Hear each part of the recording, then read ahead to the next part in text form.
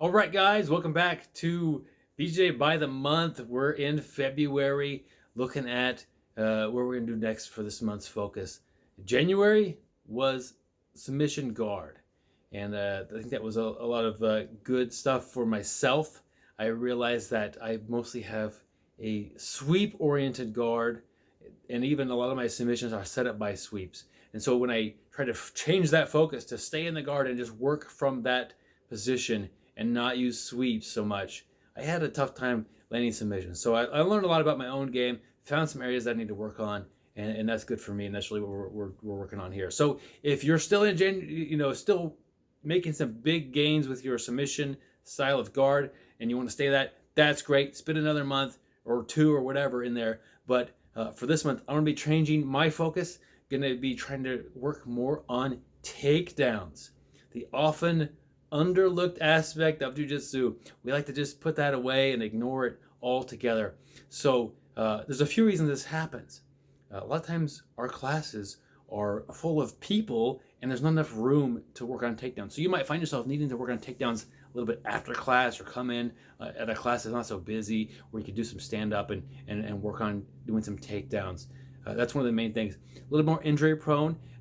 So I've collected a bunch of videos that I think are a really nice way to kind of start this month off, and they're below here on the article. I guess it's not an article, on the post about starting in February here, and just kind of get the ball rolling if you need some help in that direction of doing takedowns. Talk to your coaches, talk to your teammates, get some help, do a little stand-up session and take a few shots on somebody. I don't expect you to work the entire 5-minute roll or whatever you guys train as takedowns for all 3, 4, or 5, or how many rolls you do at the end of the class. So, but I do expect you to do a few takedowns. Do more than you typically do. I want you to focus on this area, come in with a few in mind, and do some off the mat training and some skill acquisition as far as learning about things and how they work. All these things are going to help you in your takedowns. So let's just say you're at the point where you don't have any good takedowns. Part of a good takedown game is often forgot or not even talked about. It's not getting taken down. It's two sides of that coin, and we always just talk about what's the best takedowns to have, what's the easiest takedown for just a person, this sort of thing. But a big part of it is, how do I not get taken down? So even if you do some training, some standing up training, you're working your takedowns. If you could prevent somebody who's a little bit better than you at takedowns from getting that takedown, you do a couple sprawls, you kind of just defend a few.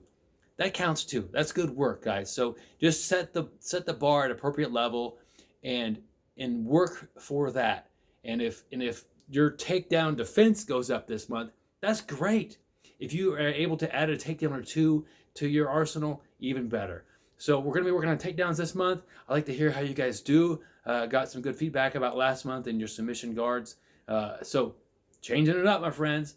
Find a little bit of extra time to train. Train when the mats aren't busy. Train safely. There's a video in here from Alex Balding about doing takedown safely and not getting hurt while you do that.